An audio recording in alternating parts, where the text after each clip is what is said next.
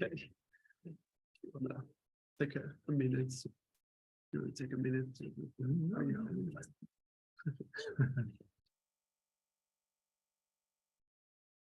Starting now for 5 seconds.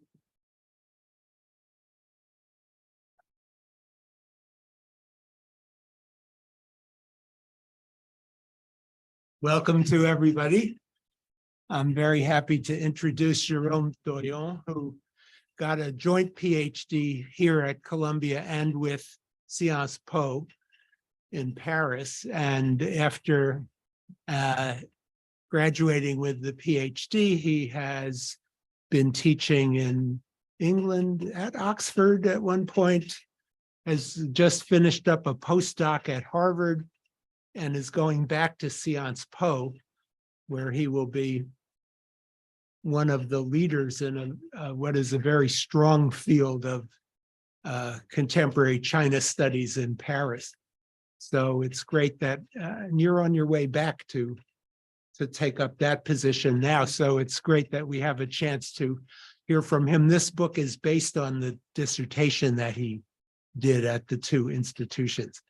So with that introduction, take it away, Jérôme. And I think we have to speak into the mic, Julie, in order to be heard on, is that true? In order to be,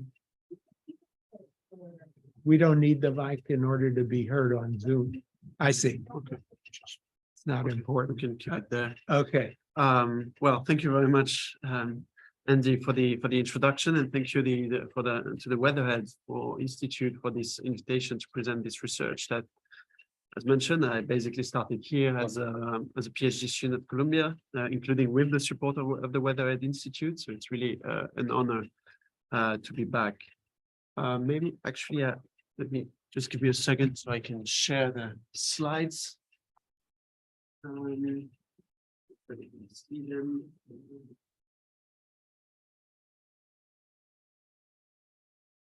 Work. Yes. So I'll do my best to present what I think are the main contributions of this book. But of course, if you want to explore further, you can always have a look at the book itself. It's actually thanks to University of Michigan Press. You see there's a link on the slide. It's basically open access through this link for free. You can also procure the book itself if you want a physical copy.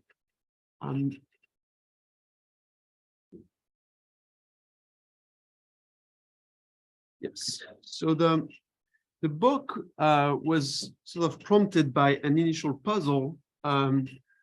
Why are young and educated Chinese so interested in working for the party state, for the Chinese party state? And I'm here really focusing on the current, on the contemporary period.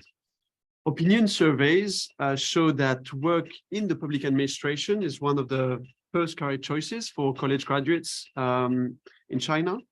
In 2021, you had more than 1.4 million candidates who took the civil service exams, competing for around 30,000 jobs. So a very low success rate, as we can imagine. And this was not an exceptional year.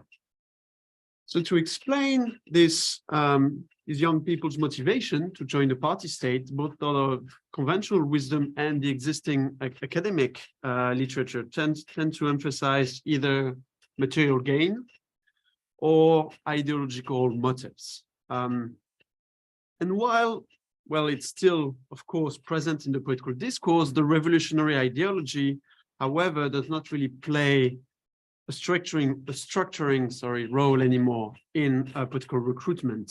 So according to surveys analyzed by Bruce Dixon, for instance, working for communism was one of the main incentives to join the party during the Mao era, but it's since been replaced by more sort of pragmatic motives linked to income or career advancements.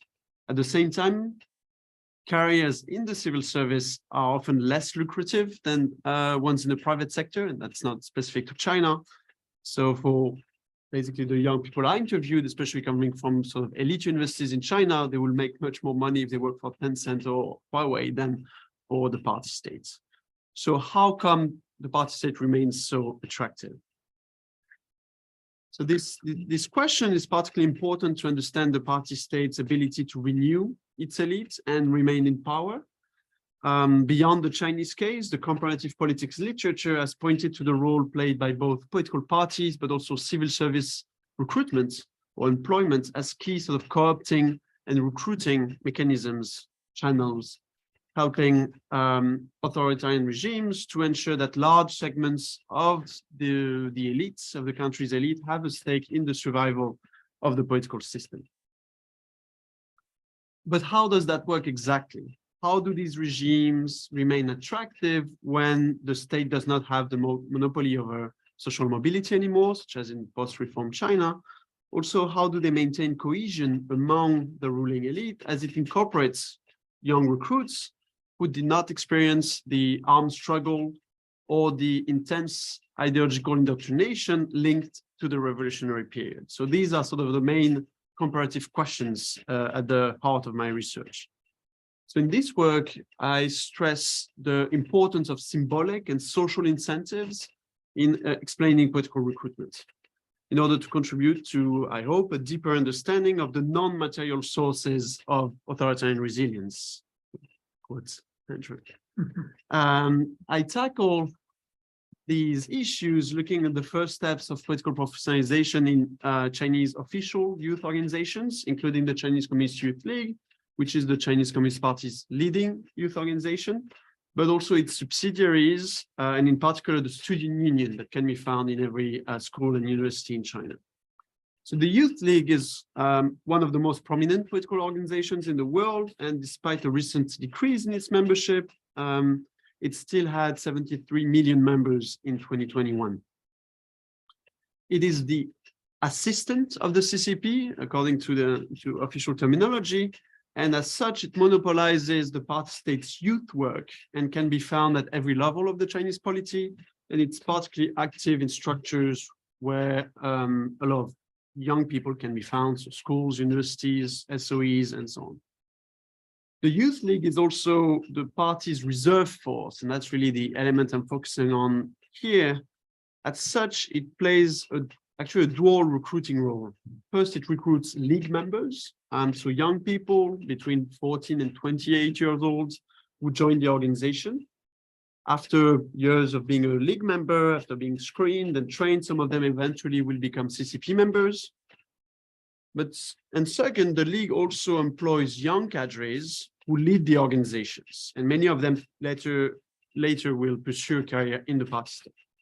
So you really have, I want to stress the difference between the members and the cadres. While it's essential to join the party often, Youth League membership is in itself too widespread to be really meaningful in terms of political recruitment. So, or basically over the past decades, it's been maintained at around a quarter of the group we're talking about, so the 14 to 28 years old. So a lot of people. But by contrast to this sort of simple or mere membership, becoming a cadre in youth organization is an important step towards political professionalization. So I personally focus on these youth organization cadres to study how they become part of the party state elite. I look at two categories of cadres, both the ones that are full-time sort of paid employees, managed similarly to civil servants, so such as Youth League officials in localities, in universities, and so on, but also the cadres who work for youth organizations as volunteers, such as the student cadres who work part-time for the student union in the university, for instance, during their studies. And actually, most of the talk today will be, the book is about both categories, but most of the talk today will be about the student cadres. Many of the regime's top leaders have emerged from the Youth League in the past few decades, such as former President Hu Jintao or former Premier Li Keqiang. And in fact, as I started my fieldwork on these issues, so basically during Xi Jinping's first term in office, the fact that leaders such as Hu Jintao or Li Keqiang were promoted through the Youth League had led observers to two sort of assumptions or theories about how it worked. And I was myself very much influenced by these ideas at the time. So one of these assumptions was that the Youth League was a factional cradle. and that most youth league leaders were basically part of the same overarching factional group with Hu Jintao as its leader. Second, it was also seen as sort of a meritocratic tool that facilitated the promotion of cadres, of officials with humble backgrounds. And Li Keqiang was often put forward as an illustration of such trajectory.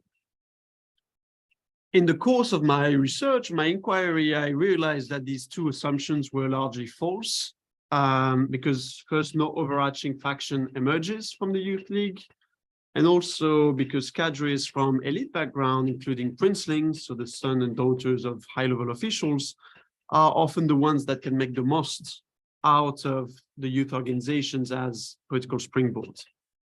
Instead, I realized at a sort of more systemic level that these youth organizations are central to the sponsored mobility system that characterizes political selection in the Chinese party states, meaning that some individuals are identified early on for elite status and progressively inducted into the political elite.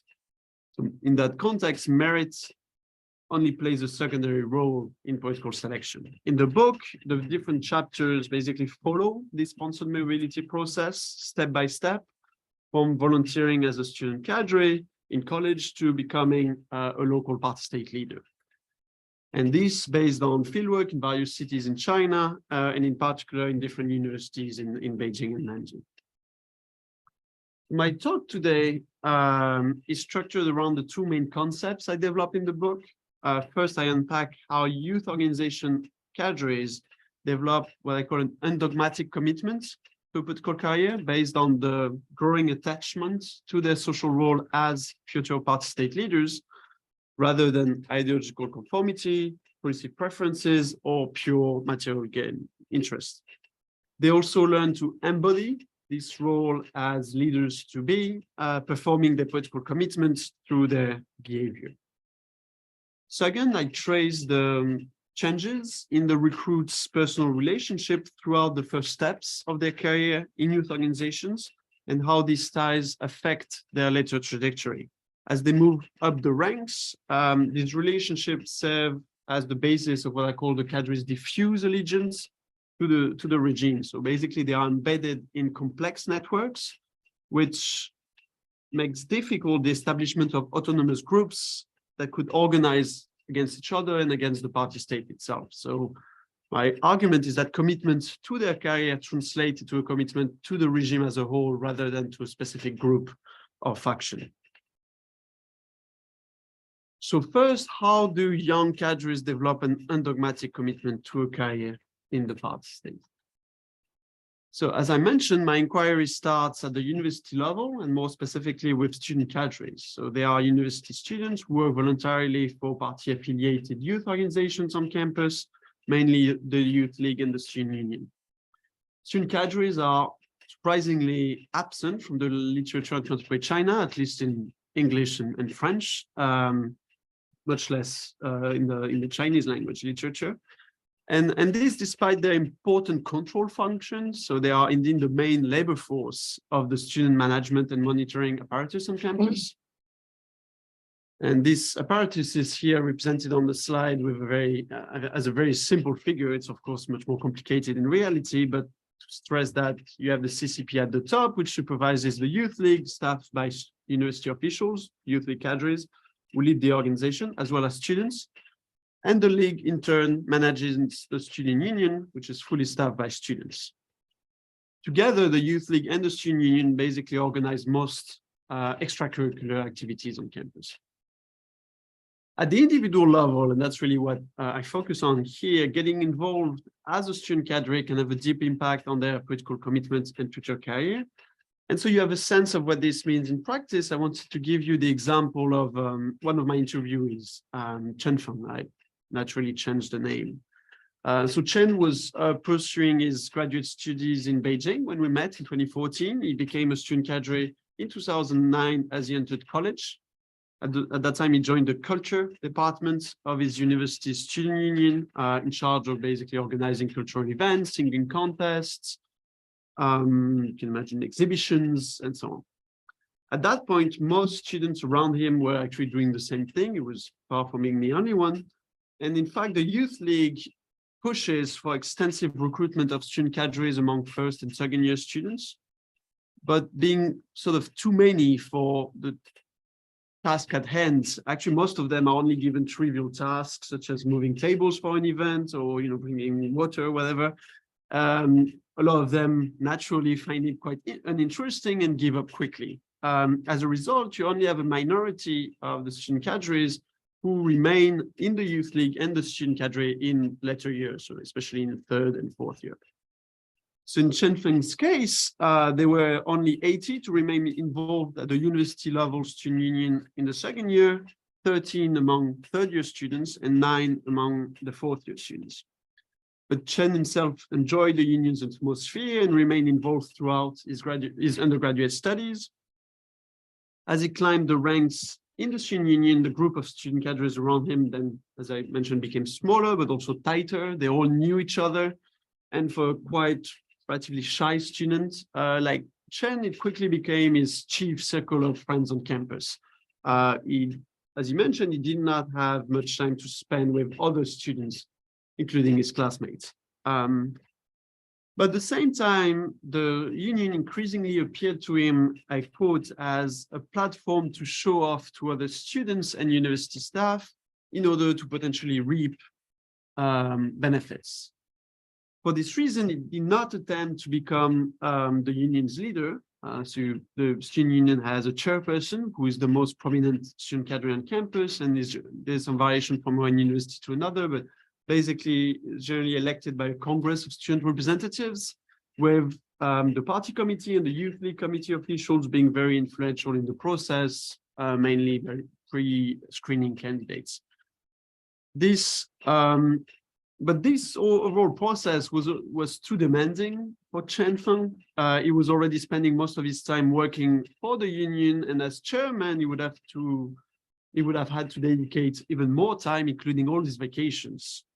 The way he presented it, he had already achieved his goal. He believed that his experience would actually help him after he graduated to find a job and so on. He was awarded a title as excellent student cadre by the university, which looked good on his CV.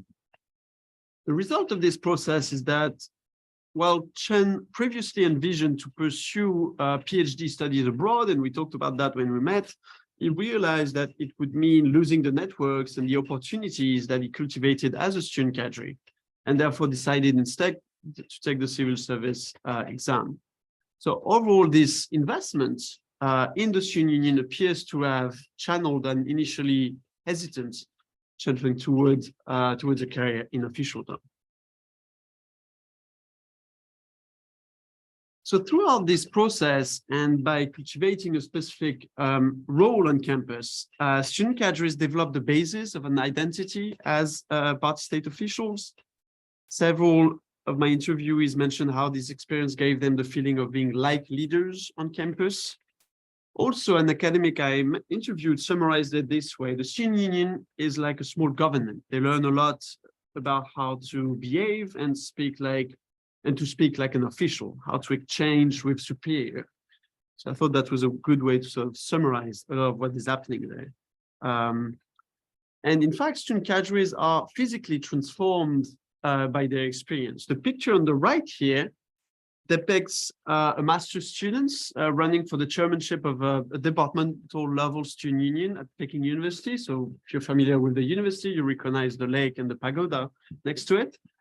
It's striking to see how it already looks like a party state official, by contrast to most students, as you well know, who dress, in a very casual fashion. He wears a white short-sleeved shirt, as well as dark pants, a dark belt. There's no uniform, but it's basically how every official dresses in the summer. And this parallel is even clearer when you look at the picture of Xi Jinping on the left when he visited Peking University in 2012, just a few months before he became the leader of the CCP. So, beside the watch, it's the exact same uniform. So being part of an elite group of student leaders often implies certain behaviors which display their affiliation to the organization. The socialization among student cadres and officials is important in this process of behavioral standardization. And to illustrate this, I wanted to mention the case of the Henan clique that emerged in Peking University in the late 2000s. So according to my interviews, Liu Kai, this official that you have a picture of on the slide, who is now a local leader in Gansu province, when he was in the leadership of the Communist Youth League in Peking University, created an informal group around him that selected and groomed students to become student union leaders and rise in the administrative hierarchy on campus after graduation, like he did, but also afterwards, after campus, following his example again. So between 2007 and 2011, the years when Liu Kai was himself working for the University Youth League, which again is very influential in sort of selecting student leaders, he helped 5 student union chairmen to get elected. So there's one elected every year. And 4 of them were from Liu Kai's own province, Henan, hence the Henan clique. So the clique members put together leisure activities such as sports, poker games, to get to know potential recruits. They also organize more polished dinner parties with the members of the network, in particular Liu Kai, to address the recruits' ability to test, rather, the recruits' ability to navigate the world of officials. This is how one of my interviewees described these meetings. So the quote you have on the slide here. They pick people starting from the second year. Recruitment is based on recommendations from members of the group, and people from the same hometown are seen as loyal. The group organizes meetings to test potential recruits. Can he drink? Can he do sports? Is he likable enough to win elections? They hold these meetings in restaurants, and it is good if the potential recruits pay the bill. It shows their commitments. It also shows that they understand the rules of the game and that they have money. Money is important here, as student union elections are not cheap. Leaving corruption aside, that I'll mention afterwards, the printing of handouts and posters alone can be relatively costly for most students. These dinner parties are also interesting because they exemplify the male-centric socializing of student cadres. The drinking element is particularly important for male cadres who are expected to take part in these bonding practices, while female cadres tend to have a more marginal role in these meetings, which negatively affect their opportunities for networking. So a lot of the male cadres I interview would not be actually used to drink such amounts in sort of formal settings, so will prepare themselves, drinking a lot of yogurt before going to these meetings, for instance, or taking specific herbs to prevent or to limit rather than prevent inebriation. So this was actually a big part of the training in a way, on the job training. But due to these sort of practices, again, female cadres can be put aside. And in fact, all the student union chair people who emerged from this Henan clique were all men. The Henan clique sort of illustrates well the clubbish nature of the student union cultivation process, as they spend most of their time among peers or with university officials. And this leads to the recruitment of individuals with similar backgrounds. So first, actually, like most CCP members, most youth organization cadres are from a middle and upper class background. More specifically, children of officials are overrepresented among student cadres, according to a 2013 survey conducted by Chinese researchers, Chinese colleagues. In a sample of universities, 20% of the sample student cadres were children of public sector managers, so that's the official category, for only 8% of the students in general. So it means that the student cadres are therefore a social elite within the already privileged minority that has access to university. Second, women cadres are sidelined as early as youth organizations, and this contributes to explain the overall gender imbalance that we can find that is basic characteristics of Chinese politics.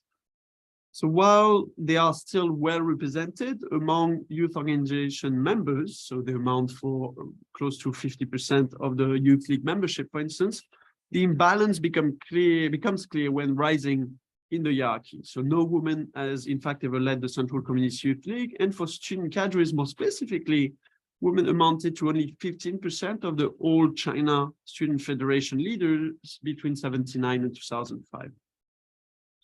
According to my interviews, it's mostly the male-centered socializing, exemplified by the Henan clique meetings, revolving again around alcohol drinking, poker, or sports, that pushes out the potential female candidates. At the same time, I would like to stress that this homogeneity of background and often homogeneity of behavior, as I showed, does not necessarily mean homogeneity of thought. While none of them were sort of hardcore defenders of democracy, the young cadres I met in my fieldwork embodied, I think, the diversity of views and policy preferences that can be found in the party state more broadly, basically ranging from sort of right-wing liberals, how I would qualify them, to neo-Maoists. And it appears that, I think, what I can explain this is that the performative aspect of the student cadre experience, learning to behave and talk like an official, allows for various interpretations of their social role and the symbolism attached to it. And this is largely detached from actually policy and ideological preferences. But this diversity within the political system more broadly seems now challenged under Xi Jinping, with recent regulations stressing that cadres cannot have, I'm quoting, an ambiguous or indifferent stance on ideological issues. In that context, they have to demonstrate more than passive or performative obedience, or they would run the risk of being accused of fake loyalty or being two-faced individuals. But coming back to the student cadres, this performance of their role as future leaders can be perceived negatively by other students. Their classmates often see student leaders as overperforming their adoption of bureaucratic jargon, language, and behavior. They are also seen as corrupt. At Peking University in particular, student union leaders are sometimes described as a bunch of gangsters due to the rumors of corruption, vote buying, surrounding the student union elections. So again, money can be important for this as well. Overall, this negative image isolates student cadres from the rest of the student body, which puts them in a situation to invest even more in their specific role and status on campus. In turn, the more they value the status and publicly proclaim it, the more isolated they become. So you have a sort of cycle here that strengthens the cohesion of the student cadre group itself, but also their commitment to a political career. And the student cadre's initial commitment to youth organization is in fact rewarded in terms of career and study opportunities. In addition to the informal relationship, so in addition to the informal relationships they build with university officials, which can be helpful in obtaining fellowships, grants, travel abroad opportunities, and so on, but also in finding a job on campus after graduation, if you have good contacts among university officials. And this is actually a very popular choice among student cadres. So beyond these sort of informal perks, you also have some study and job opportunities that are specifically designed for student cadres themselves. I mean, we could list a lot of them, but a sort of very relevant one will be the assigned graduates program or system, which is basically a fast-tracked recruitment channel into the civil service, which is reserved for recent graduates who are CCP members and who have an experience as student cadres, so reserved for student cadres. And as a result of this sort of specific tracks for them, many of them join the administration. So I'm not going to get into the numbers here, but we can talk about it in the Q&A if you want. So we have seen that student cadres develop an identity as officials to be.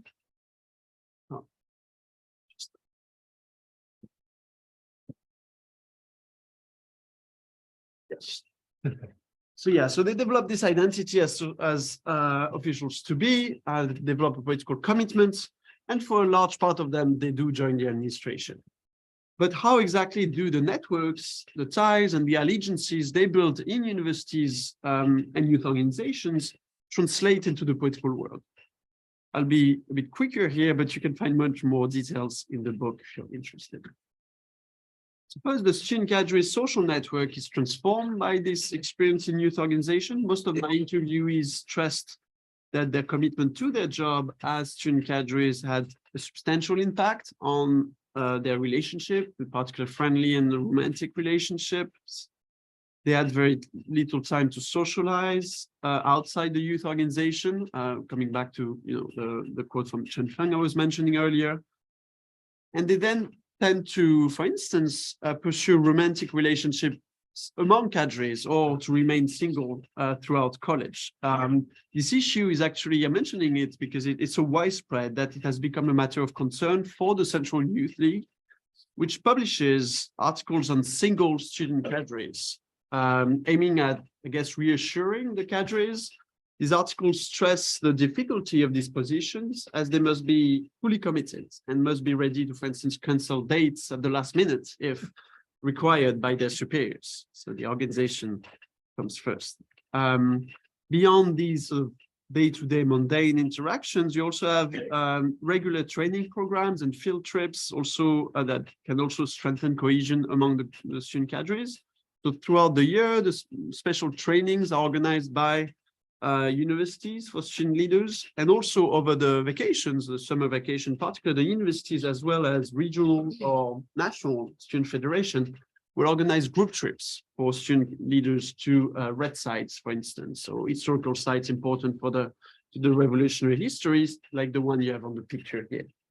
And my interviewees would generally stress the sort of the leisure aspects of these trips, that they tend to see more as sort of summer camps than actual, study trips. One of them actually mentioned that they had to forbid alcohol drinking in one of these trips because it was getting out of hand. So again, stressing the social aspects of these field trips. The connections they build as student cadres have then, I think, several functions. First, they can help them find a job, which I mentioned earlier. Second, they contribute to their commitment to a career in the party state. So exiting would mean losing a lot of these connections, relationships, and therefore will be costly. And third, these relationships also participate to the overall cohesion of the political elite. And to illustrate this last point, I will actually jump a few steps in the cultivation process, which are basically several chapters in the book, to stress the potential long-term effects of these relationships.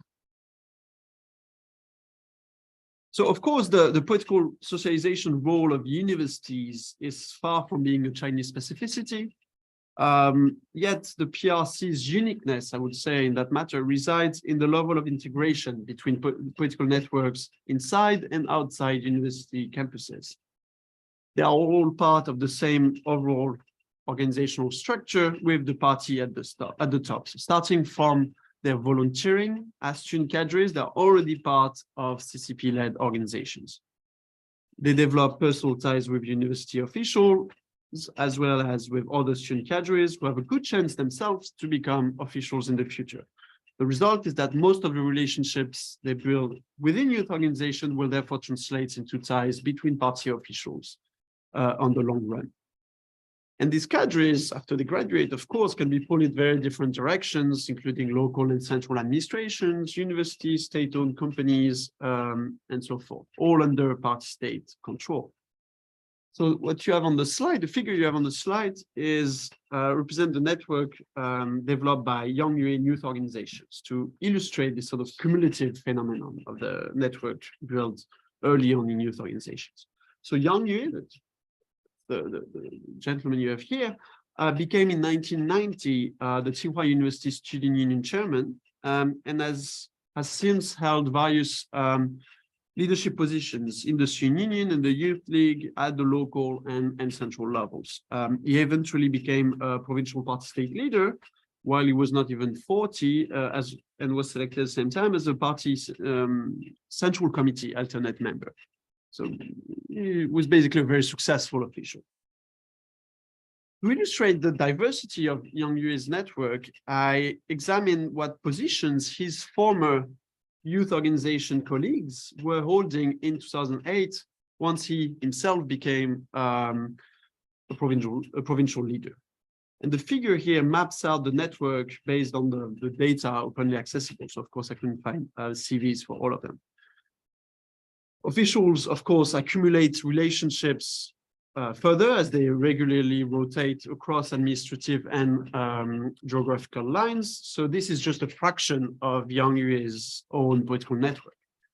But looking at this network, it's interesting. I think there are two striking elements. One, how many of them, of these former colleagues, work for the party state after their experience in the youth organization. So that's all the ones represented here. Second, the variety of position they occupy, spanning basically throughout the bureaucracy in central agencies, local governments, state firms, and so on. We can also note that actually only one of them is a woman. What this network shows is that while we tend to assign people to groups based on early socialization, so we'll have a Tsinghua clique, a youth league faction, and so on, the officials' early trajectories actually lead to multidimensional personal networks on the long term. As everyone's network is unique based on their own trajectory, and that they are not integrated into a clearly defined group, this leads to the officials' diffuse allegiance to the party state as a whole rather than to specific subgroups. So to explain this, for instance, we could imagine that Yang Yue would be part of a Tsinghua faction together with the triangles in this figure. But that would potentially mean reneging on his ties with the circles and the rectangles, who could be competing for jobs, who don't know each other, and so on. So reneging on these other networks could be costly. So most cadres, I argue, will try to maintain all these various relationships, or most of them, that may prove helpful at different points in times and potentially activate different relationships at different points in time. As a result, these multiple connections make sort of cohesive faction building difficult. So my argument here is not that informal relationships do not matter, they very much do so, but not necessarily in a one faction against another type of way, and rather in a much more fluid and diffuse manner. So to conclude, taking together these two concepts of undogmatic commitment and diffuse allegiance, I think, or I hope, enrich our understanding of elite commitment and cohesion in the Chinese context, and stand against sort of two common and often competing, actually, approaches to the study of Chinese politics. So first, by stressing the importance of political commitment and the symbolic and behavioral aspect of it, I call into question the view that the Chinese party state has become a meritocratic bureaucracy. Under the system, only some recruits, mainly male, from elite universities and who have proven their commitment in youth organizations, are actually provided with unique opportunities in the party state. Also, by highlighting the complexity of the cadre's personal networks and stressing the party state's high level of elite cohesion, I challenge is partly the factional approach to Chinese politics, which sees the party state chiefly as a collection of separate blocks that compete for power and therefore emphasizes the officials' loyalty to one group against another. Cadres can, of course, sort of operate at some point in time in a factional manner, but the groups themselves are much more fluid. Finally, despite the relative homogeneity of background, the undogmatic nature of the commitment means that the youth organizations can cultivate cadres with different policy preferences. However, in times of political rectification, the emphasis on activism threatens this diversity. And while I think that different views still coexist within youth organizations and the party state more broadly under Xi Jinping, for example, they have less and less space to be expressed. Over time, this may further restrict the party state's capacity to engage and represent with Chinese society, and more importantly for my argument here, its attractiveness for new recruits. So thank you very much. I'll leave it here for. Thank you. That's great. I think it's true that we can entertain. Should I stop sharing? Yep.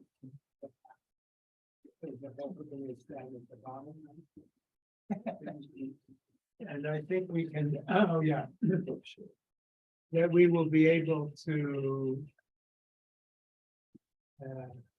entertain questions on the Q&A, but first we'll go to in the Q&A box. So people who are listening on Zoom, you can enter your questions in the Q&A, but we'll start with people here. And I want to make 2 comments and ask 2 questions, if I may. So the first comment is that the Youth League has been extremely under-researched for a long, long time. As far as I know, the last time somebody did a book on the Youth League was James Townsend's book in, when was it? You know, the 50s maybe or so, you know, very, very Late long time. 60s, I think. Late Yeah. 60s, same Yeah. difference. Yeah, and so Jérôme really opened up here at what turned out to be, and I think there was a tendency to dismiss it as nothing but a, what's the term, you know, there's a term for this in Leninism, a channel for the party. Bridge or yeah, You know, it's I mean, nothing happens there. The party just uses it to sort of control people, so it's nothing to study. So Jérôme opened it up, and it turns out there's a lot there. And the second comment I just wanted to underscore, because I think you assume this, or it's important though, the Shandiao Sheng, those people who are selected out to be put into civil service jobs, because you know that the promotion system in the Chinese bureaucracy, party, and state has these age limits. If you don't, and I forget exactly what those age limits are, but if you don't get to a bureau level cadre by a certain age, your career is, you can't go any further because you age out. And this was until Xi Jinping got a 3rd term. It would even applied at the level of the Politburo, that you had to, if you reached the age of 67, you couldn't continue, you would have to retire, you know, the 7 up, 8 down rule. But that was at every level of the bureaucracy. But if you were a Shandiao Sheng, you could be put into a higher bureaucratic position. You'd get a leg up. You'd be younger than other people who had worked their way up step by step into that. And that gave you a chance then to reach. It didn't guarantee, because it's a very, very sharp pyramid, but it gave you a possibility to get to the very top. So that process is really important. 2 questions. One is to say something about your interview process and the research that these, you know, that was then, this is now. I think it's harder and harder to do interviews and field work in China, but you spent quite a bit of time in these, I think, 2 cities, as I recall, and people actually talk to you. I mean, you know, you've got these very interesting, informative interviews. Just share with people who might be looking forward at, can we do interviews, what your thoughts are. The other one I wanted to ask about meritocracy, because how does this process so the civil service exam, which has been researched by another one of Columbia's PhD students, Han Zhang, who's at Pitzer College, as far as I know, is a meritocratic process. It's a written exam. It's blind graded. Then there's an interview. The interview could be less meritocratic, but I would just raise that question. So when the people are doing all this networking and drinking to show that they can do it and all that thing, and then take the civil service exam, there they have to pass a meritocratic test. The concept of merit is pretty vague. So you have this discourse by Daniel Bell, who has his own interpretation of merit as being a combination of ethical merit together with sort of technical merit. And you're not talking, I think, about that. You're talking about a more conventional understanding of merit. So those are my two questions. Yeah. Okay. And then we'll go to people in the room, and then we'll take a look at the Q&A tab where there are 3 questions already. Yeah, thank you. I mean, yeah, thank you very much on this and for stressing in fact, it's true that especially when I started the PhD Youth League was definitely, I mean, there was some research, Constant Montaperto, a few sort of people in the later Mao period. And then basically during the reform era, people, I guess, got interested in other young people, the ones that were mobilized against the Party states. The right guards, and then 89 and others, and then the youth league seemed less interesting. But I think now there's sort of a revival a little bit. There's actually a colleague who studied at King's College who published a book a couple of years ago more on the state society aspects of the youth league. So, and we actually organized a workshop last year on it was the 100 years of the youth league, and we managed to get a lot of interesting papers from a lot of actually PhD students, and so there's a growing interest, I would say, but it's true that it's still limited. So on what you asked about interviews, I mean, I don't have any magic tips or anything, and like everybody that needs a visa to go to China, I hope to be able to go over the summer or this year or something, and we'll see what's possible to do now. Personally, I mean, I think the fact that I was working on young officials in universities or even outside university, so still quite lower ranked in the hierarchy, even though they had good prospects, made it easier. So of course, the higher up you go, the more complicated it becomes. Also had very good, I mean, either in universities it was relatively easy because you can use potential contacts to meet people in a sort of snowball process. Also had good experiences going to sort of more remote cities with less foreign researchers coming. So I did some fieldwork in Shetiadrong in Hebei or Guiyang in Guizhou, and so either the party school or the provincial youth league committees there, and people were quite forthcoming. It was sort of exotic, I guess, to find researchers. So that was those were very helpful experiences. But I think, yeah, I mean, basically the university setup helps a lot for fieldwork. On meritocracy, so of course the civil service exam exists. Even the student, it's also an exam. It's specific for, again, it's less open than the civil service exam because you need to be a CCP member, you need to have a student cadre experience, but basically you also go through an exam. What I think is slightly different from meritocracy as we commonly understand it is meritocracy will imply sort of competition, sort of a relatively open competition at various stages of the process. Whereas what I see here is people maybe at some point they have to take an exam, but very early on they're already on a fast track, and due to all these tricks and the age limits you mentioned. And so even though, I mean, they can be very good students, they're definitely very active in the youth organization, they show commitment, but they also show organizational skills in a way, so it could be seen as a form of merit.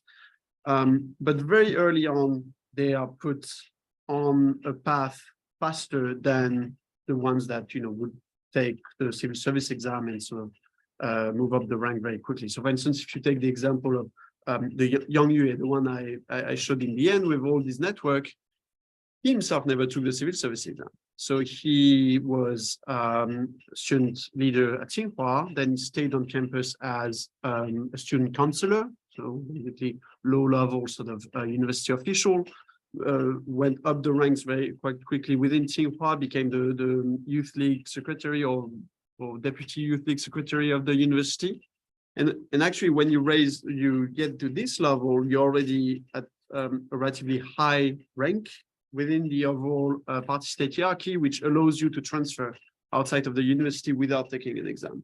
And so he became relatively quickly a county level leading official. So you have these sort of trajectories that allow you also to go around basically the exams themselves. I mean, but if he had took it, probably would have, gotten it. But it's just actually avoiding the exam means that you're on an even faster track that, even if you were taking the Xuediaosheng exam, for instance. So I think the fact that some people are selected and pulled up very quickly sort of goes against the idea of an, open competition, especially based on, why they are selected quickly. Yeah, I'll leave it to that and then we can open the discussion. Jay? I have two questions. The first one is very related to what Professor Tate has just asked. So, in recent literature, a lot of people have emphasized how Xi Jinping dislikes the idea of the Communist Party, of the communism to use this way to staff when how your career trajectory. And so, one of the questions that I was wondering is like whether or not these kind of loopholes where they don't need to take any kind of exam. I feel like that's what I think. And then what's related is that I think the Xuediaosheng I definitely have the test. But I think this is one of the ways where they feel like, oh, you guys still have the test. I was just wondering if like you see in there the overall emphasis on these kind of areas, either the block down the companies are getting more and more. And my second question is related to the title. So it's rejuvenating communism. I personally feel like exploring rejuvenating bureaucracy personally. And then one of my questions is like, so first, I mean, one of the bigger questions I think that's very interesting about the book is what is goals for communism or for ideology. And then does it like indoctrinate these kind of students? Like, because when I was at the university, I have a feeling that the indoctrination wasn't very important when it comes to the diversity of student opinions. Like one of the most classic examples that I knew is definitely political democracy. And he was definitely selected to be one of those leading candidates to become a party member. And then when they were asked to write papers to, to show their loyalty to their thoughts on Chinese communism, one that he thought was exceptionally loyal. And then the teacher said, no, we don't like this. We want to kind of blend things and you copy from the internet or something. So I just feel like if it's about indoctrination, the whole process stuff like Teacher said, what? We want bland yeah, things? we want the bland kind of stuff like Copy it from the internet. copy from Not to be too loyal, but just to yeah, be. you shouldn't be so specific, make everything reasonable. It doesn't need to be specific. I see. It doesn't need to be reasonable. It doesn't need to look like something official and something Conformist. performance. Yeah, Uh-huh. that's a word. And that's one about indoctrination. What do you think they are actively selecting people opposed to specific ideologies? And do you think that is whenever they're being able to support people where diversity becomes still acting sensitive, although they tend to support like on the other side. These are my questions. Sorry to repeat that long. You want to, I mean, maybe we can connect a few. absolutely. Why don't you go ahead and. Yeah. Sure.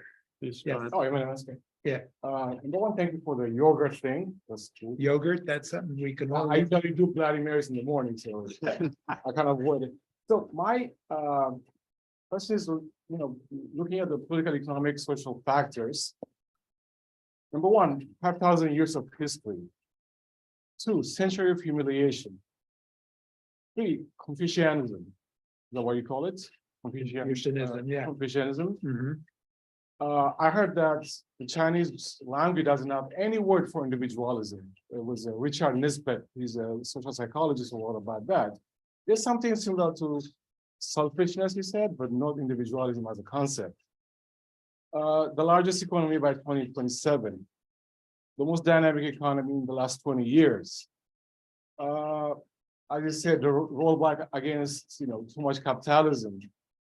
The road and belt, the Made in China 2025.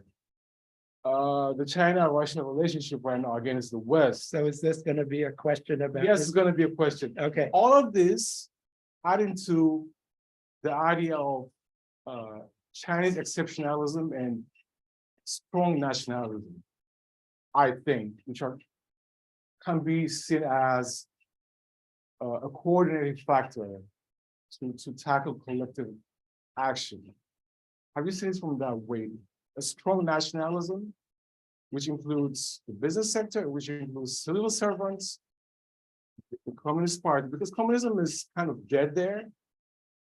You know, they have all these businesses, maybe nationalism, which combines different aspects of nationalism and communism, could be a very, very interesting way of looking at it. That's my question. Thank you. We got one from the right, one from the center, we got one from my left, and then you can answer. Yeah.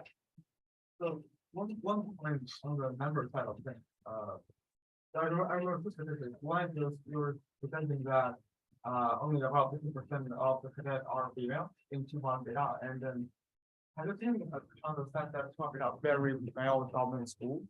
For example, of Beidai, I just threw out numbers, it's like pretty much 3-2, and Tsinghua is even one of those more like technology focused, like the male female ratio is like almost 2-1. And given this like, sort of quote unquote common wisdom that most female members would likely to be involved in the union / student government. So what's actually kind of like what's the, I guess, the real ratio in statistical term of like female to male ratio of like student cadets? And another numbers later on mentioned from 1978 to 2005, more than 50% of student cadets went down to become political official in various levels of student of actual government. The 40 year like or like the 20-year like period like such a diverse time when 78 it's 10 years before 89 when my mom went to college. In fact, that time is basically going to become part of working the actual government is one of the safest and secure way to stay alive, stay afloat.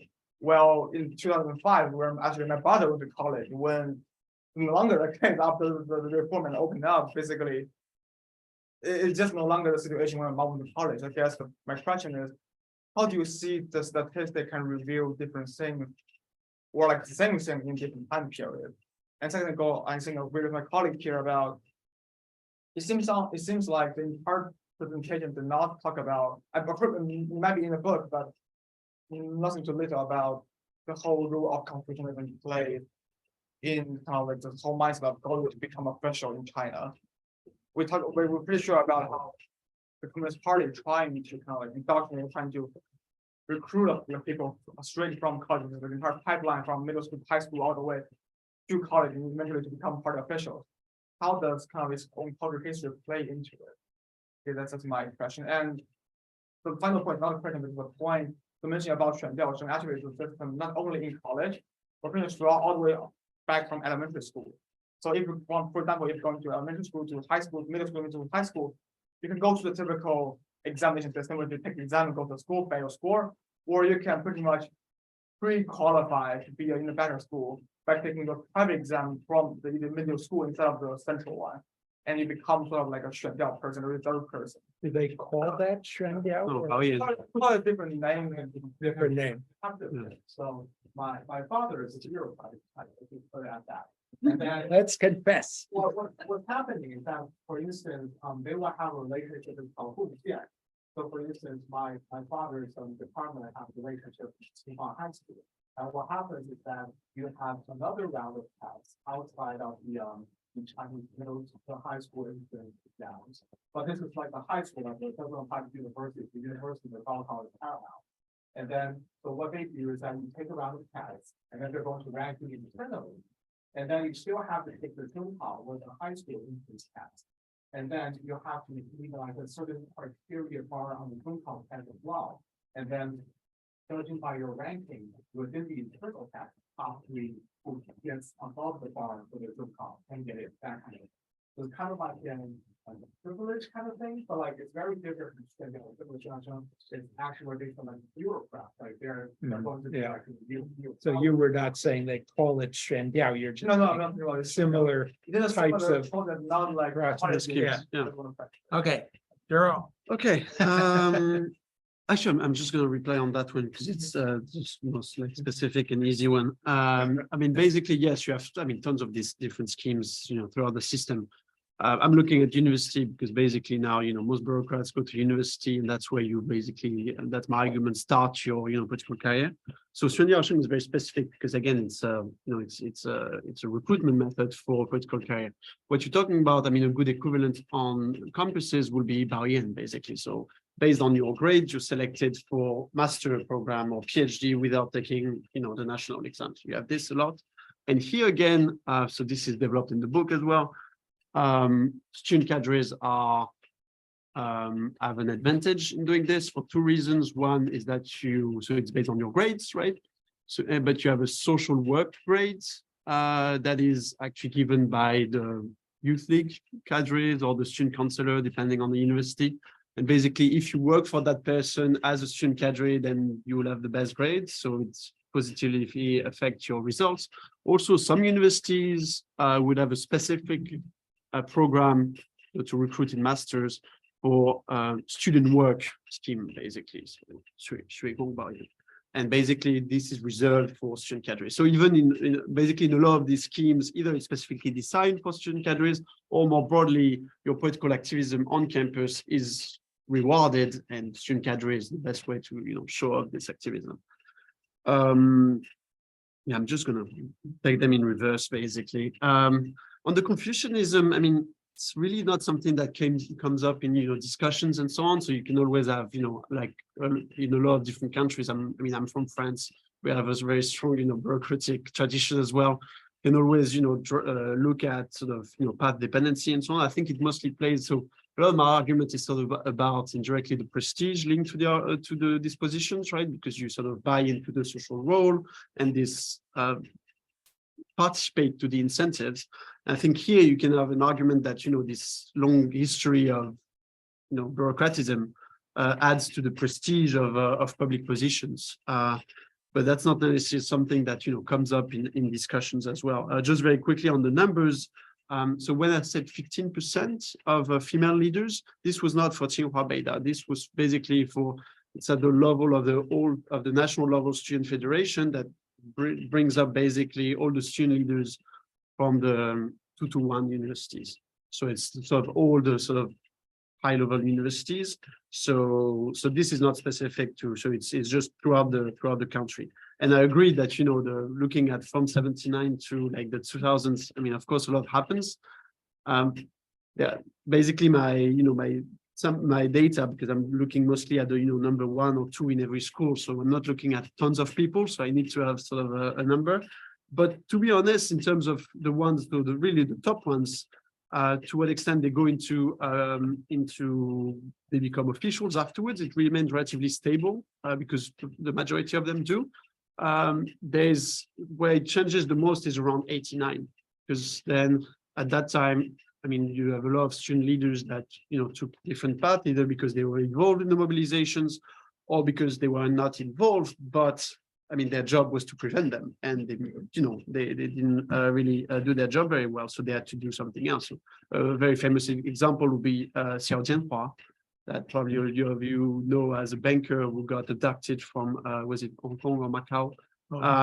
And he was a student leader, student union leader at Beida, I think in 89 or 88. He was, in a very good position to become a party state official, but basically he really did not do his job well because, of course, the university was very involved in the student mobilization.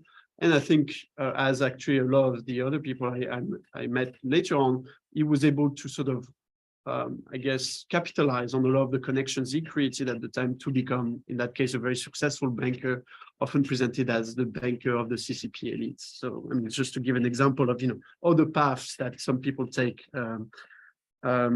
And yeah, and just so here you have basically around, a bit more than half of, student leaders from Beida Tsinghua that becomes CCP officials. Of course, you have a lot of students from Tsinghua Beida that become CCP officials. This could be just, same as the other students, but for more or less the same period, when you look at the numbers, the student from these two schools that become officials actually around 20%, whereas the other is more than 50. So you have, the fact of being a student official has a big effect. And actually, it's the same for CCP members. So students from Beida Tsinghua who are CCP members, and who become officials around also 20%. So basically being a CP member has much less of an effect than being, active in the organization on campus. The question about basically nationalism and communism, I'm going to put them together. The question of indoctrination. Basically what you said about, indoctrination fails. That's exactly what I'm arguing. But what I'm arguing is that, maybe it changes now. I think only maybe partially, but I'm not sure actual successful, what we would imagine as successful indoctrination, sort of changing the heart and minds, is really the goal there. I think the goal is a certain level of basically performing conformity. And that's sort of what you're, with the example you shared with your friend that, tried to be overzealous, but actually what we wanted is just performative conformity. I think it's a good example of that. And if that's the goal, then it's completely detached from policy preferences. So you don't select on policy preferences, you select on the ability to perform this conformity. And then that's why from my perspective, you could be, a neo-Maoist or economically very liberal and still, be part of the same organization. And I think that's true for nationalism as well. I think, yes, probably, nationalism, there are a lot of ways to think about what it means. Probably most of the people I interviewed were, some level nationalistic, but you can be, nationalistic in a lot of very different ways, right? And I think, again, this example of, a student who writes a very dedicated essay about why, he wants to be a party member is one form of nationalism, but that's not the one that, was expected. The one that was expected was something much more sort of bland and performative. So again, in terms of nationalism, you have every type of nationalism, I guess, in these organizations. And there was a final question about the Youth League and rapid rotation in the Xi Jinping. So to what extent all these different fast tracks were cut. A lot of them have been. The main overall change is the age rules that Andy mentioned. Basically, since the 80s, you have at every level of the hierarchy actual age rules. There's some variation from one province to another and so on, but basically you have actual rules that say that when you're more than, I can't remember the actual number, but it's in my appendix if you want. 42, you can't be a county leader anymore, or you can be appointed as county leader. When you're more than 62, you can't be appointed as ministry level official anymore, and so on. And these are formal rules. It's not like the informal norm that we often talk about at the Politburo and Politburo Standing Committee level. So those are quite different. But even these formal rules now are supposed to be less implemented in the same thing. Basically, you have a lot of organization department regulations that explain that we shouldn't take age into account so drastically in order to limit basically rotation and to limit the rapid promotion of young officials. My understanding of this, and I think this is what the main change. Then you have a lot of like fast track that are also curtailed, but just overall rotation of young cadres in the past almost 10 years has decreased. And so it's not good for youth league members or youth league cadres, but it's not good for any young cadre unless you are, for some reason, selected by a Xi or close affiliate and to go very quickly. So all this sort of institutionalized way to renew and to the political elite and to sort of happy turnover has been curtailed. I think, from my perspective, the main winners are then the generation, Xi Jinping generation, or the later generation who are already in power and they can stay longer, basically, in their positions. And they're less, less in competition with sort of, the people who are 30, 35, 40 and would like to, take up these positions. And the result is we see the current Central Committee is quite older by around 5 years, I think it's 5 years on average than, Central Committees 10, 15 years ago. Could appear as, not much. I think the average age now is 57.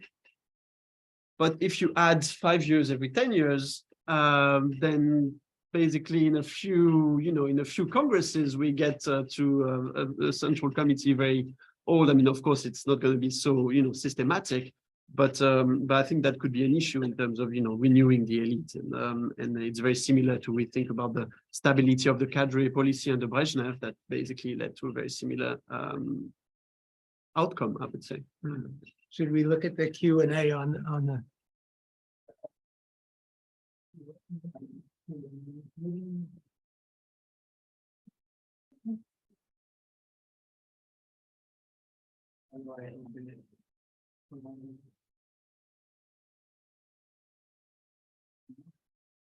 Doesn't work?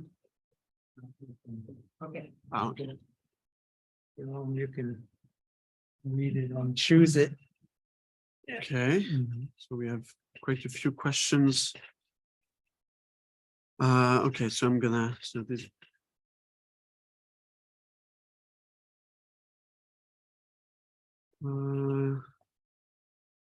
We're just having a quick look to try and see if I can group them together. Yeah. So there are questions about the specificities of these cadres, comparison with Red Guards. Yeah, we maybe don't answer them all because Yeah, there are 6.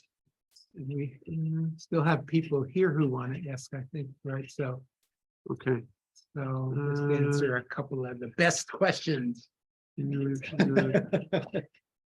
Oh yeah, and we should repeat the questions from the Zoom audience. Apparently, there's a comment about this.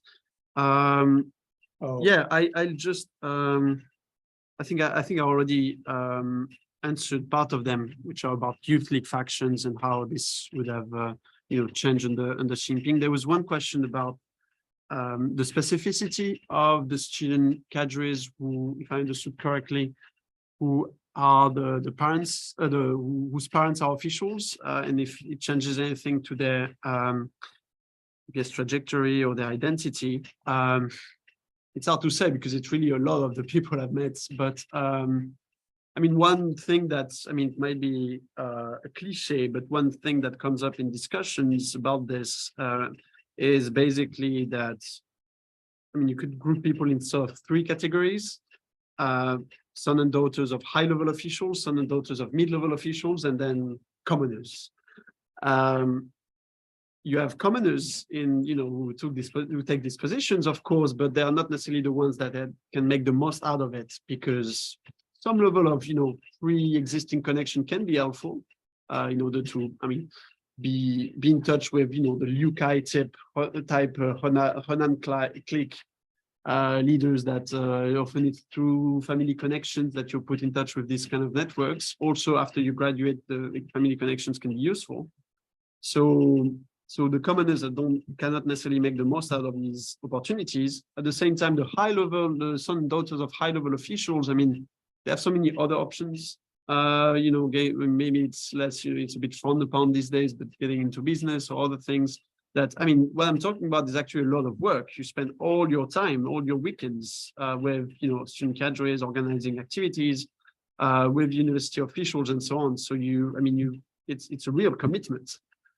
So actually the ones that I tend to meet and that the profile that is often put forward is sort of son and daughters of mid-level officials who would then already have some habitus, some way of behaving linked to their family history. Also, potentially some connections that can help them make the most out of these experiences in youth organizations, but still, need to build their network, need to build further capital.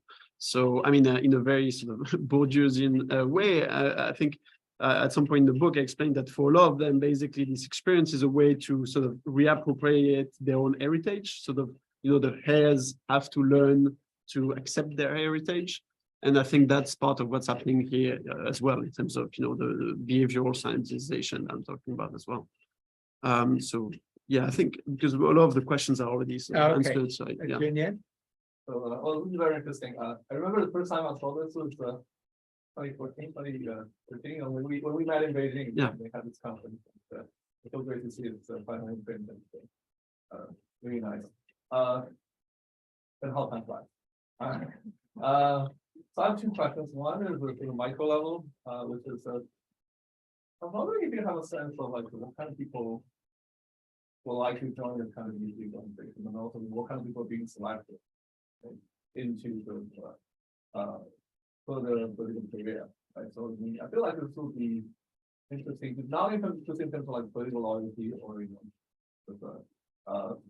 that sort of thing, but general ideological thing. But you mentioned something about like the people who joined with they tend to have a wide spectrum of like ideology from politics, but this is sort of driving liberals, right? So that I guess that could be a dimension interesting to look at, comparing people who joined versus people who did not. But also in other sort of domains, right? Like what kind of personality will be drawn into those kind of organizations? What kind of people? What kind of socioeconomic or family background? Right? So one thing I read about civil service recruitment is that if you have parents who are in civil service, you're more likely to join those. Basically, in your future, your parents are there. But there could also be other mechanisms. So I feel like those would be interesting to look at, like at the micro level, information about who wants to be part of the system and what kind of people the system select. Also, does the system prefer, what kind of people does the system prefer? Does it prefer like submissive, obedient people? Or does it prefer people who actually, with a different kind of personality? Those are, because a lot of time a lot of analysis we usually tend to focus on the institutions, I think, and organizations, but I feel like adding the personal element would be I need to think about, ultimately it's about people who run the system, there are people who run it. So that's sort of the micro level, I think that's comment. At macro level, I was also thinking about, this kind of practice of fast tracking young people into a political career, not unique to China. A lot of the places, other places, governments. When I was looking at your thing, thinking about the new paths for the union, and it was all over. He talked about how this basically so the union the basically ruled by this new path of intelligentsia instead of in what is supposed to be like a system ruled by the proletariat. So that was also the system where you have the educated people running the power, basically taking charge. There was also the recent book about basically some sort of reform of democracy in the West. Right? So by Owens and Mill, which is also about like if you look at European Parliament or even the United States, right? People who are highly educated, and they had a plan of going to Parliament from very young and did it. Right? So almost everywhere, it seems that in a mature political system, you see this kind of, you can call it meritization of politics or, fast tracking of. You see this kind of people, right? They're not particularly experienced, but like they excel in these objective metrics and they look meritocratic, at least from the outside. So I was wondering, is there any common? Do you see any commonalities in those different cases? And also, if you think about a potential problem with this kind of practice, and you sort of hinted this already in the presentation, is that they're not particularly loyal. These young fast trackers. Gorbachev was also usually in the Soviet sense, right? And a lot of people, because you rose to these top positions by your individual efforts and by sort of playing, achieving sort of accomplishments. Basically following what the system requires. So you have a sense of this is like individual, right? This is your individual competence. This is not you're not given to you by the organization, by the system, but you achieve it on your own, right? And one of the reasons why Xi Jinping decided to crack down on or suppress the activities was partly because there were concerns about the loyalty of those people, right? Partly so again, this is something I've wondered, right? So, what is the implication of this meritization of selection, giving young people fast track, allowing them to write fast communication? You might have some implication for loyalty. Is this something universal or is this something unique to China?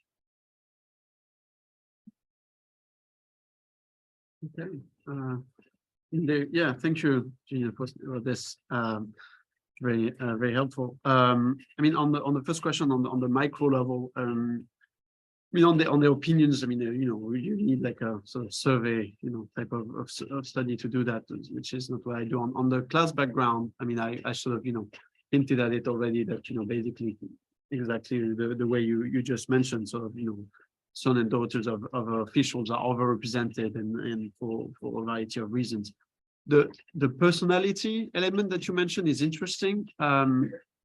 That comes up a lot actually in interviews. It's not necessarily something that, I mean, it's very hard to sort of conceptualize and, I mean, let alone measure, but even conceptualize, because these student cadres, I mean, first they are recruited not to be future leaders, but to, be cadres on campus. So to organize the activities. So they have to be, good speakers, sort of outgoing.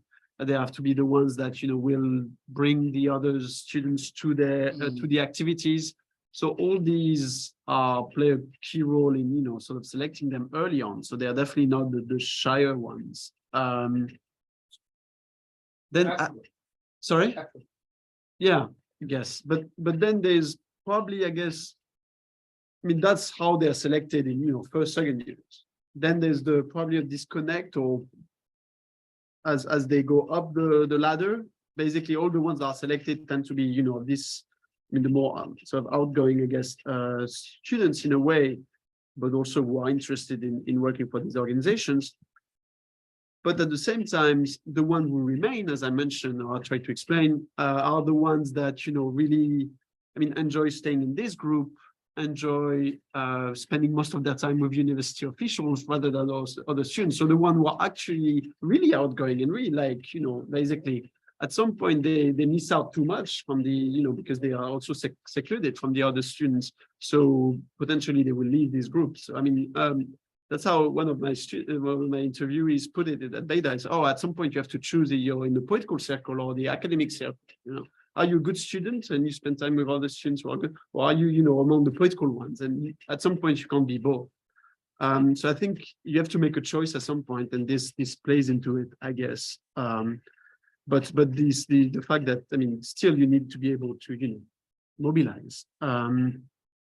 What you said about the fact tracking and the problems that lead to it, I mean, I will have to think about longer. I mean, definitely a lot of, places have, this type of, I mean, again, a French system is very similar in a lot of ways with, National School of Administration, but basically you have people who take an exam when they're 20 something, and this will actually decide what will be their rank in the administration for more or less the rest of their life. So in terms of, again, selecting very early on people for sort of fast tracking elite status, you have a lot of other examples.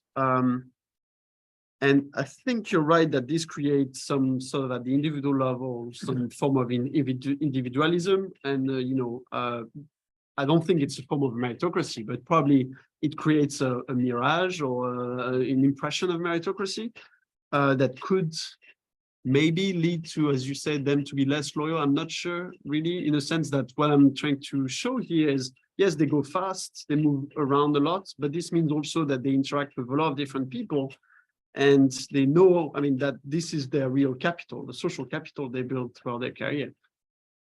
So in a way, their loyalty is not necessarily to the idea of the organization or to, the CCP itself, but to their network. But their network is so diverse that in a way, it becomes the same thing. So that's what I'm trying to, but when you have less rotation under Xi Jinping potentially, or, under Brezhnev during the Soviet Union, or in a different point in time, well, your network is more specific, more cohesive. You create a lot of different subgroups, factions, and then if your allegiance is to your network, then your allegiance is to a much more specific group than if you rotated a lot.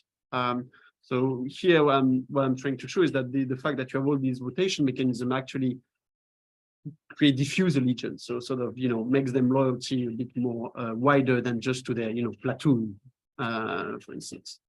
Well, we thank you very much. We have to end here, and it's a great presentation. Thank you very much. Thank you, Jérôme. I think it's a breakthrough kind of thing. Thank you. Great. Now we're gonna